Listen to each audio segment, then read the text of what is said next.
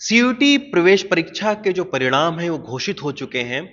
कैसे दाखिला होगा, छात्रों के भीतर इस वक्त कौन कौन से सवाल कौन रहे हैं, इन सब का जवाब लेने की कोशिश करेंगे हरनीत गांधी मैम से, जो कि दिल्ली विश्वविद्यालय में एडमिशन की डीन है।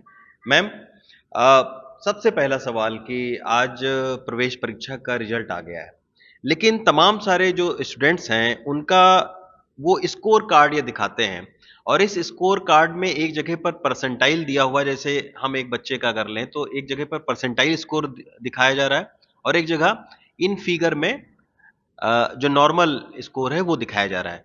तो इन दोनों के बीच में क्या अंतर है, और किस नंबर के आधार पर आप लोग दाखिला लेंगे?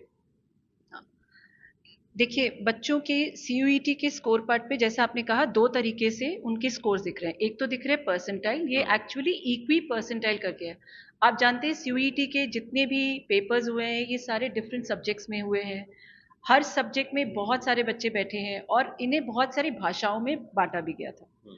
तो नेचुरल है कि सब सब्जेक्ट्स में एक तरह का डिफिकल्टी लेवल तो नहीं होगा, क्योंकि कोई पेपर बहुत सिंपल हो सकता है, कोई डिफिकल्ट हो सकता है।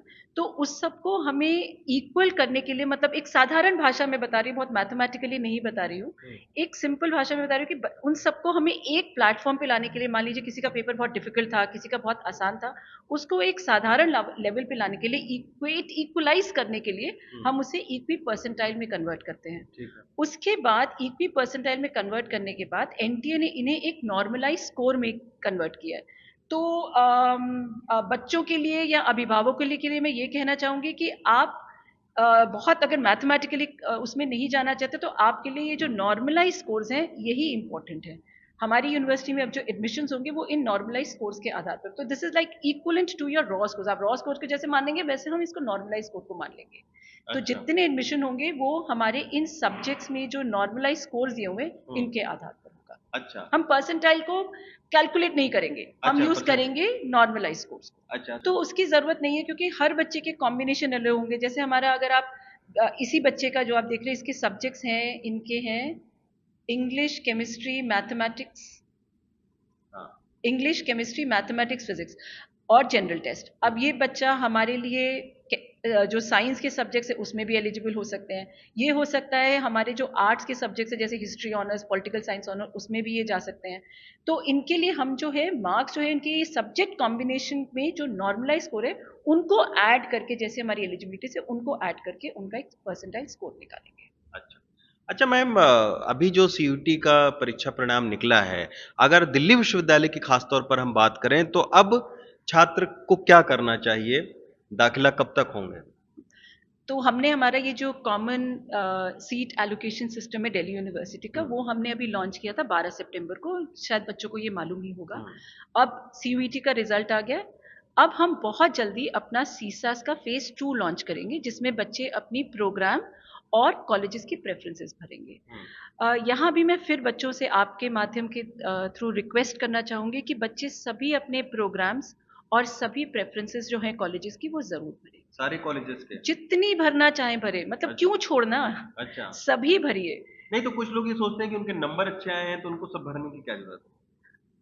देखिए, आपको ये नहीं पता, ये ना रिलेटिव एडमिशंस है इस साल से। अच्छा। और आपको नहीं पता कि बाकी बच्चों के क्या स्कोर होंगे। और इसमें सब्जेक्ट कॉम्बिनेशन बहुत है। जैसे फॉर एग्जांपल ये बच्चे का एक सब्जेक्ट के लिए हो सकता है पीसीएम काउंट हो, लेकिन जहां पर हमारा हिस्ट्री ऑनर्स, और अगर ये उसके लिए करना चाहेंगे तो उनके इंग्लिश और 3 बेस्ट सब्जेक्ट के मार्क्स ऐड हो जाएंगे। अच्छा। तो इस आधार पर आपको नहीं पता कि बाकी बच्चों के सब्जेक्ट कॉम्बिनेशंस क्या बन रहे होंगे।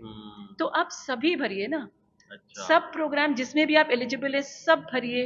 उसके बाद सारे कॉलेजेस जहां आप एडमिशन लेना चाहते हैं सब भरिए। अच्छा। जब वो प्रेफरेंस ऑर्डर खत्म हो जाएगा, प्रेफरेंस विंडो खत्म हो जाएगी, फिर उसके बाद हर बच्चे के उसके प्रोग्राम ग्रुप के जो मेरिट होगा उसके आधार पर ऑटो एलोकेशन होगी। अच्छा। अच्छा मैम, एक सवाल और आता है कि तमाम सारे पेरेंट्स ये बोल रहे हैं कि जो आपका डीयू का जो वेबसाइट है, रजिस्ट्रेशन करने के दौरान गलती हो गई। मसलन सत्र उसने जो है वो 2019-20 का डाल दिया, 21-22 का नहीं डाला। कुछ इस तरीके की अगर गलतियां हो जाए तो उसको सुधारने का कोई मौका है कि नहीं है? देखिए, वैसे तो गलतियां ना करें। फॉर्म फिल करने से पहले एक प्रीव्यू विंडो आती है, बहुत संयम से, बहुत ध्यान से फॉर्म फिल करिए। 3-4 फील्ड्स तो अनएडिटेबल हैं। एक नेम, फोटोग्राफ और सिग्नेचर, वो अच्छा। हम वैसा ही ले रहे हैं जो सीयूईटी में उन्होंने एंटर किया था। इसको तो बच्चे एडिट भी नहीं कर पाएंगे। अच्छा। ये नॉन एडिटेबल बिल्कुल सीयूईटी के डेटा से आ जाएगा। ठीक। उसके बाद वो अपना पेरेंट्स नेम और अपना एड्रेस, अपना डेट ऑफ बर्थ वो भर रहे हैं। एक बार देखिए, हर पेज के बाद हम कहते हैं ऊपर एक बार देख लीजिए। पर्सनल सेक्शन भरने के बाद हम नीचे कहते हैं एक बार पढ़ लीजिए ऊपर ठीक लिखा है, फिर नेक्स्ट पेज पे जाइए, फिर नेक्स्ट पेज पे आप गए, आपने भरा, फिर हम पूछते हैं ठीक भरा है, एक बार देख लो। सारे खत्म होने के बाद भी अपलोड के बाद फिर हम कहते हैं एक बार प्रीव्यू कर लीजिए, फिर देख लीजिए। ज्यादा बात है, प्रिंट आउट निकाल के देख लीजिए, अपने पेरेंट्स के साथ बैठकर एक बार टिक कर लीजिए, क्योंकि हालांकि हम चाहते नहीं कि बच्चे ये गलतियां करें, लेकिन सिस्टम डाउन हो जाता है, कुछ एग्जैक्टली दिक्कत मतलब हो जाती है। देखिए, अगर ऐसा होता है तो obviously we are very sensitive, और अगर बच्चे गलती करेंगे तो हमें कुछ ना कुछ तो सोचना ही पड़ता है, हर साल सोचते हैं। लेकिन फिर भी रिक्वेस्ट है कि बहुत ध्यान से, संयम से भरे। लास्ट डेट का वेट मत करिए। लास्ट डेट पे फिर they do it in a haste, फिर गलती होने के चांसेस होते हैं। तो लास्ट डेट का वेट मत करिए, आराम से फॉर्म भरिए, किसी को बिठा लीजिए, कोई जल्दबाजी नहीं है। जितने भी आपको डॉक्यूमेंट्स चाहिए उसका एक अलग से फोल्डर बना के तैयार कर लीजिए। अभी दिन है, अभी 21 दिन तक और खुला रहेगा। अच्छा, मतलब आज रिजल्ट सीयूटी का आने के बाद में 21 दिन तक रजिस्ट्रेशन डीयू का खुला रहेगा। अभी तो हम इसे अभी तो हमारा खुला हुआ है, अभी तो 12 खुला को हुआ है। हमने खोला था। अभी हम 2-3 दिन बाद फेज 2 लॉन्च करेंगे, अभी हमने वो लॉन्च नहीं किया है। अच्छा। तो फेज 1 फेज 2 दोनों मिलाकर अभी हम इसको थोड़ा सा नहीं, तो अगर चलाएंगे। फेज 1 के अंतर्गत किसी ने रजिस्ट्रेशन नहीं किया है तो कब तक अब कर लें, अब कर लें, बिल्कुल अब खुला कर रहेगा। लें। फेज 1 हम बंद नहीं कर रहे हैं, अच्छा। फेज 1 भी चलता रहेगा, फेज फेज 1 2 भी के चलता साथ फेज 1 भी चलता अच्छा, रहेगा। फेज 2 के तहत क्या आप लोग करेंगे? फेज 2 में बच्चे अपनी प्रेफरेंसेस का ऑर्डर देंगे, कॉलेज और प्रोग्राम की प्रेफरेंसेस का ऑर्डर देंगे।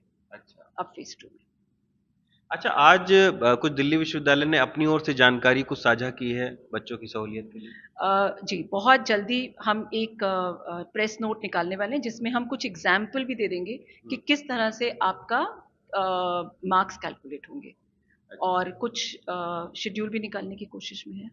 तो मैम थोड़ा सा अगर जानकारी दे पाएं कि मार्क्स कैसे कैलकुलेट करेंगे आप लोग? मार्क्स कैसे, क्या जैसे इस बच्चे का आपने बताया, इनके पास थी इंग्लिश, इनके पास है इंग्लिश, केमिस्ट्री, मैथमेटिक्स, फिजिक्स और जनरल टेस्ट। हाँ, और साइंस के सब्जेक्ट लेते हुए भी ये दाखिला लेना चाहते हैं बीए ऑनर्स में। ठीक है। अब देखिए, इनके जो स्कोर कार्ड है उसमें नॉर्मलाइज स्कोर देखते हैं। तो मान लीजिए ये बीए ऑनर्स हिस्ट्री करना चाहते हैं, तो इनके इंग्लिश को तो हम कंसिडर करेंगे क्योंकि इन्होंने लैंग्वेज एक ही दी है। तो एक लैंग्वेज में हमारे पास सिर्फ एक ही ऑप्शन बचता है इंग्लिश लेने का, हमने इंग्लिश ले ली।